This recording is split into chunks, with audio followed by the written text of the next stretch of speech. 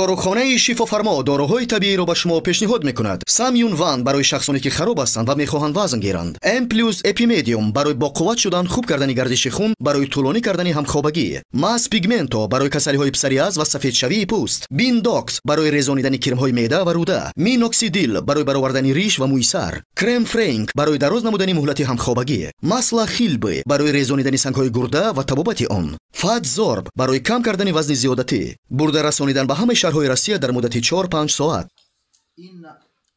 این من افضل الایام یوم الجمعه. این من افضل ایامکم یوم الجمعه. بیشک بهترین روزهای شما، افضل ترین روزهای شما روز جمعه است. صفت میکنه جمعه را و میگه که فاکثروا فیها من صلاتکم علیه فان صلاتکم معروضه علیه. در همه روز بر من صلوات زیادترک بفرسته، زیرا صلوات های شما میفرسته به من آورده و رسانده میشود.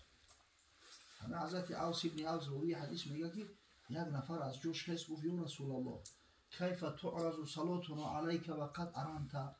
چخیلی صلوات ما بر تو عرض کرده میشود که وقتی از دنیا گذشتی خاصیت انسان همی است از خاک میخرش و اشته خاک میشود. حضرت صلی الله علیه و سلم میگه فرمود این الله حرم علی الارض ان تاکل اجساد الانبیاء. خداوند بر زمین حرام گردانده است خوردن جسد پیغمبران را. یعنی پیغمبران اصلا بنده های برگزیده الله هستند. پیغمبر را به چیزی با کسی قیاس کرده نمیشود.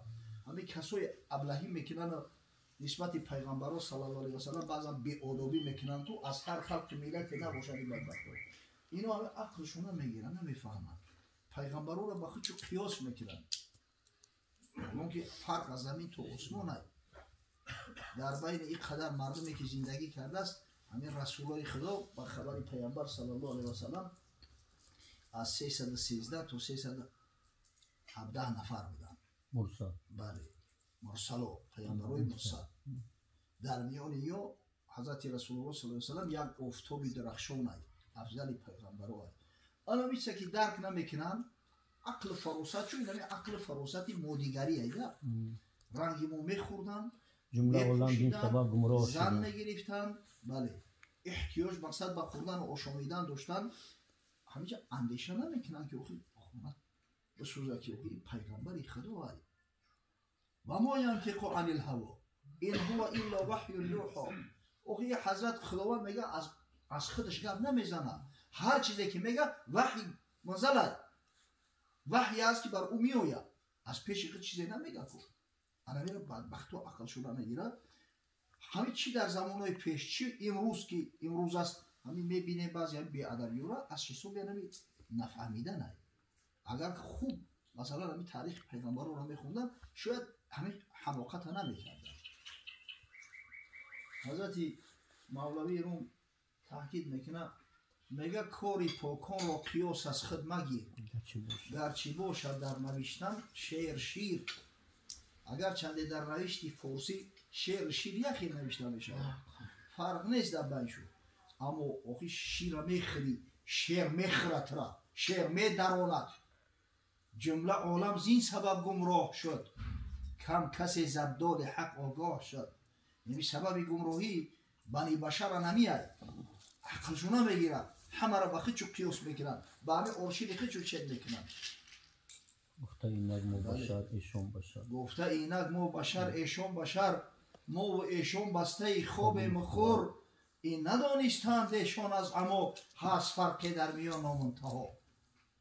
خیلی را میگن آدم ما هم آدمیم. این فکر نمیکنن که اوقی پروردگار بزرگ در دنیا اینمی شاید میلیون ها درخت باشه، میلیارد ها برگ باشه، دو برگ یخیل خلق نکرده است، چی برسه به انسان. هر دوگون آهو گیاه خوردند و آب، زان یک سرگین شده زان مشکینا. همین آهو یک آب یک گیاه هم میخورند، از یکیش مشک میگیرن، از یکیش تپک سرگین. هر دانه خوردند از یک آب خورد، اون یکی خالی و این دیگر شکر. همین بین خمیش نای شکر در خوردن چی فرق نیست، هر چی آب میخورد. خمیش بینش خالیه، این شکر میگیرید. هر دگون زنبور خوردند از محل، زونیا که شد نشو زین دیگر اصل همون زنبوری اصل همون زنبوری زردک هم یا چی میخورن نه که یکیش نشد میزنه و یکیش اصل میکنه 100,000 همچنین اشباه بین فرقشون 70 ساله راه بین اون خرد گردد پلیدی زو جدا این خرد گردد همه نوری خدا همین دو آدم یک خراکه میخورن یک کس میروه شب تا سحر عبادت خدا را میکنه یک بدبخت میروه زیناکاری میکنه همون انرژیایی که در بدنش جمع اومد از خوردن طعام یکیش در کار خیر و نیک صرفش میکنه یکی در کار حرام و بد صرفش میکنه این خرد زاید همه بخل و حسد اون خرد زاید همه عشق احد این زمین پاک و آن شور است بد این فرشته پاک و آن دیو است در و حضرت میگه هر دو صورتگر به هم ماند رواست شما مغروری شکل ظاهری نشوه آبی تلخ و آبی شیرین را صفاست همین آبی تلخ هم صاف میشه و مثل آبی شیرین لیکن مزهش فرق میکنه کو حالت میشه که آبی شیرین با لایولو میشه وقتی بارون میبوره ای آبی تلخ خونه بود همیشه هم تا صاف رو صفا این همین کمبودی اساسی بنی بشر متاسفانه در همین است که گمان میکنن که همون پیغمبرها هم مثل ما هم فرق نمیفهمن که چی میگذاره در همین صلح حدیبیه وقتی که مسلمان ها 1400 نفر اومدن به خاطر تحقیق که اینو قصد چی است و چی میخواهن ابو سفیان داماد شد عروه ابن مسعود ثقفی را نزدش فرستاد گفت برای که تحقیق که چی میخواهن چند کسن بس شد خیلی عروه ابن مسعود اومد این از همون شخصیت های بزرگ این جزیره عربستان است بسیار مشهور بود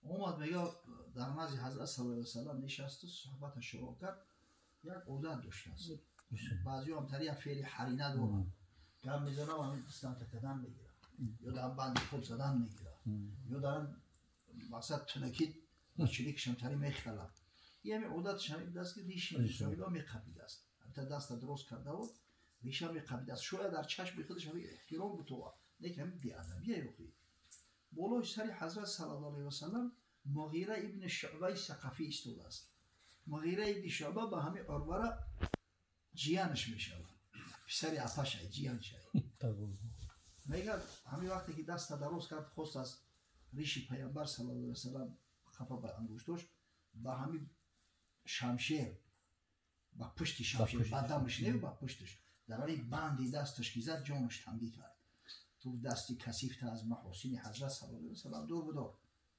یک لحظه ایستاد با همین فعلی بد بلوی جان عادتی بد بلوی جان با همین دستش رفت میگه نازی هم طرف همه ریش دست درازی میکرد که باز میگه دوباره سختتر زدش از چشمش فتو میگه اتشک بری باید سرش برداشت سخت دریافت نگاه کرد شلو تو گفت مغیره نیستی؟ گفت بله مغیره تو گفت کسافت سه کسا کشتی گرفتی من خونبهاشو ندادم در عوض نیکی بدی میکنی تو هم جیانی من نیستی تو گفت یک کثیفی مشرکی من مسلمانم الحمدلله رب العالمین ثقفی مقصد عادی نیست این حبیبی الله های اودا بیت سخن گفتن را نگاه بدار گفت او کسایی را کشتی من ترا التماس نکردم او کسایی را که خونبهاشو ندادی من ترا التماس نکردم که خونبهاشو ندادی اما در پیش پیغمبر ایستاده او ما از جان و ایر عزیزتر میداریم بیادبی نکن من عروه یک کمی اندیشه کرد خشوع اهمیت داد آدم زیرکی به عقل بود دید که حضرت صلی الله علیه وسلم وقتی وضو میگیره مسلمانان را بگذارن که یکون قطره آب در زمین بچکن اما ای هوا میگیرنش تبرکن در دستور در واسو میشکن محبت صحابه ها را دید جان فدایی را دید ولی حضرت زبانش نخ شده که درن پیشش حاضر میشوند منتظر فرمان وقتی برگشت اومد نزد ابو سفیان گفت یا ابو سفیان جنگ نکن که مغلوب میشه گفت چه خیلی مغلوب میشه ما در وطن خودمونیم ما زیاده از 3000 سرباز جنگی داریم فقط کاوالری هم 300 نفر ای گفت ایو همگی 1400 کس غیر یک شمشیر چیزی دیگر ندارن احرام پوشیده بودن و نه جوشن داشتن نه سپر داشتن نه نیزه داشتن چه خیلی مغلوب میشه گفت اینا یک محبت دارن که با خدا قسم او را به اشیای دنیا چین کرده نمیشود. اینا تا پای جان میستن تا آخران خطره خون خطی تو جمع میکنن. یا با خاطر مادی ها جمع نمیکنن که روشو بیا بگیرن. به شک شکست میخوره تا جای امکان داره سعی کنه که قطعشو سلب بگنده و ایلا عاقبت کار خراب میشه. اما ببینه یک کافر بود وقتی که حیات حضرت دید ما میره مسلمان را با حضرت صلی الله علیه وسلم دید همین البته مطمئن شد که بیستی ها با این محبت با این رفتار و کردار یا مغلوب شونده نیستن یا را مغلوب کرده نمیشود. در اصل 21 بعضی پلیدا خنای میگن پیغمبر بخشون قیاس میکنن کسافتی و ابلهیشون رو واسه وقتی پدر سوخته یک از پدر اخته اگر کاریکاتورا کنه جان تنگی میکنه با سود مراجعت بکنی در سود بتیش. کسی را که عزیزی دلهای حبیبی الله هست پیامبری که نه فقط بالای مسلمانو با خدا قسم بالای بنی بشر حق داره. این خدای بزرگ این منتی بزرگ در جان تمام بندگانش گذاشته است. بنی بشر مدیون رسول الله صلی الله علیه و سلم است. خاصتا همین اروپایی‌ها. این همین اروپایی‌هایی که امروز بدبختی دوران و بی‌ادبی کرده است. سبب احیای اروپا اسلام و مسلمان‌ها شده. که آمد روجر بیکن امثال روجر بیکن در اندلوسیا در شهر قرطبه اومدن تعلیم گرفتن از مسلمان‌ها اصول و تجربه و لابراتوری را آموختن رفتن همیشه در کشورهای خودشون عملی کردن. این همی سبب پیشرفت و ترقی و چشید. مرد بدن در کار که ایرا تصدیق کنی و اقرار کنی. اون همی یک معرخی امریکایی است ویل دیورانت تاریخی استوریا سیویلیزاسیون داره 11 مجلد استوریا سیویلیزاسیون همین جلد پنجمش همش همین اسلام سیویلیزاسیون همین مردان اگر چنده که مسلمان نیسته اما همه حق بو که هسته حق بیان کرده است. واقعا میگه غرب مدیون اسلام است. غرب مدیون پیامبر صلی الله علیه و سلم است. چیز گرفتیم از همین ها گرفتیم با دلیل حجت اثبات کرده است. همون نظمی را که محمد اقبال لاهوری گفته است وابسته به همین اشتاقی حضرت گفت حکمت اشیا فرانگیزاد نیست اصلی آن جز لذت ایجاد نیست نیک اگر بینی مسلمان زاده است این گوهر از دست ما افتاده است. چون عرب اندر اروپا پرک شد علم حکمت رو بنا دیگر نهاد. در اروپا مکتب عالی نبود در اروپا تعلیم نبود لابراتوری نبود. آخه مسلمان ها همه میره در اندلوسیا جا به جا کردن اروپایی ها دیدن و آموختن. چرا اسپانیا یک بار اینقدر ترقی کرد نیمی دنیا را قریب به امریکا کرد از حساب مسلمان ها. کشتی سازی را از مسلمان ها یاد گرفتن بحرنوردی را از مسلمان ها یاد گرفتن. تا حال این هم یک کلمه‌ای که معروف خاص و عام هستند حتی کلمه‌های بین الملل حساب میکنن مثل این همی ادمیرال این کلمه‌های اسلامی هستند که امیرال بحر گرفتن ادمیرال کردن. همون گیبرالتر که هستن اصلا جبل تاریخ است. تاریخ ابن زیاد جبل با همون منطقه رفته سال 711 داخل شد در اندلوسیا را فتح کرد برای مسلمانان. یک چی مسلم است همه کسی که به قدر استاز نرسید به قدر علم نرسید کورنمکی کرد خداوند خار و ذلیلش میگردونه. همه چیزی که همون اسپانیا به قدر استازا نرسیدن ظلم کردن در حق مسلمانان مجبور شو کردن که دین نصرانی را قبول کنن. از بس که اکثرش قبول نکرده بود در یک روزی طوفانی خانه سوخته در زورقا سوار شو کردن و در همون گلوگای گیبرالتر در بحر سر شد دادن همش قریب غرق شدن و مردن. خداوند با همون نکبت گرفتار شو کرد که بعد چند اسپانیا دیگه همون سروری و رهبری را همه را دست داد. در جنگ با انگلیا ارماده مغلوب نشوندهش تورمار کردن و همه دیگه خلاص شد. دیگه دولت امر قدرت حتی حسابی نمیشه. همین روز هم که اگر به شرطی که به قدر دین مبین اسلام نرسید اگر به شرطی که جوانمرد نشویم شکرگزاری نعمت الله نکنیم همون نکبت خدای تعالی بلامون بیاره. هیچ جوی شک شبهه نیست. ای الله عزوجل خیلی مرد بودن در کار که واقعیت هم بود. یک نویسنده و دراماتورگ بزرگ انگلیس است با نام برنارد شو. این شخص لورد مکافات نوبلی هم هست. بسیار شخصیت بزرگ است. میگه اصلا بگیریم محمد صلی الله علیه و سلم بالای همه مردم عالم حق داره. این امروز ببینید اینقدر ساختارها، اینقدر تشکیلاتها از سازمان ملل متحد سر کرده و دیگرش، اما هر روز در یک جا جنگ است، یک جا خونریزی است. این در عصر 21 ببینید در بسیاری گوشه‌های دنیا حتما یک جنگ، یک خونریزی و یک فتنه هست. اگر میگه خداوند متعال همین شخصیتی را مثل محمد صلی الله علیه و سلم همین دوباره احیا کنه، خودش به طاقتی کفایه میکنه برای سازمان دادن این تمام دنیا، تمام جامعه بشر. مرد بدن در کار که این را اقرار کنه. حقیقت اول همین است. سبحان الله. حضرت صلی الله علیه و سلم سببور اتحاد مسلمانان شده است. در دنیا بار اول در تاریخ بنی بشر برابری شد، اتحاد شد. همه در پیش خداوند گفت حقی برابر دارند. کسای پیش خداوند عزیز هستند که تقوای بیشتر دارند. نه رنگ پوست، نه مال و ثروت، نه وظیفه و جا، هیچ چیز انسان را امتیاز نمیده مگر انمی تقوا.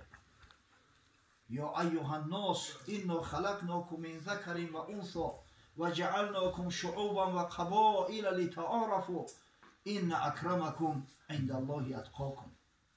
الله عزوجلال 1400 سال پیش اعلام کرده بود ای مردم ما شما را بیا دوباره بیا مرحبا اون سلام مبارک و انت خیر. مقصد در همون زمانایی که نقش اول جاه و منصب و پشت و خیش تباربازی و نژاد بازی میکرد، اسلام همین طرحها را شکست باری اول در تاریخ بشر. امام قرطبی در تفسیر معروفش وقتی که همین آیه را شرح توضیح میده وارد است که میگه وقتی که مکه فتح شد، در همون روز فتح مکه حضرت صلی الله علیه و سلم حضرت بلال امر کرد که یا بلال بالای خانه کعبه برو اذان بگو. وقت ولی این میزنه ها نبودن برای اذان بودن. حضرت بلال میگه بالای خانه کعبه نزد قریش به نهایت شهرت خاصه داشت، محبت خاصه داشت. از شریعت ابراهیمی فقط اون خانه مونده بود، زیارت شوخی به حد او را مقدس میدونستن. حضرت بلال بالای خانه برآمد اذان داد. 3 نفر میگه ایستادگی بدن، چنان سخت شورسی اصلا همه قریشی‌ها جوش شدن. 3 نفر از رهبراش ابو سفیان ابن حرب رضی الله تعالی عنه، عطاب ابن اسید رضی الله تعالی عنه و الله علم هشام ابن عبدالله 3 کسی ایستادگی. دام عطاب ابن اسید گفت الحمدلله الذی قبض ابی حتی لا یرى هذا اليوم. الحمدلله گفت که خداوند جان این پدر ما تستر گرفت، همین شرمندگی را ندید، نباشه تلخ کف میشی. یک غلام حبشی که غلام ما بود، در پیش ما قدر منزلت نداشت، بالای مقدس ترین مکان ما برآمده است، قریشی‌ها را دعوت داره که حی علی الصلاة یا به نماز. این عطاب ابن اسید شخصیتی هست که حضرت صلی الله علیه و سلم بعد فتح مکه همه آدم والی مکه تعیین کرده بود.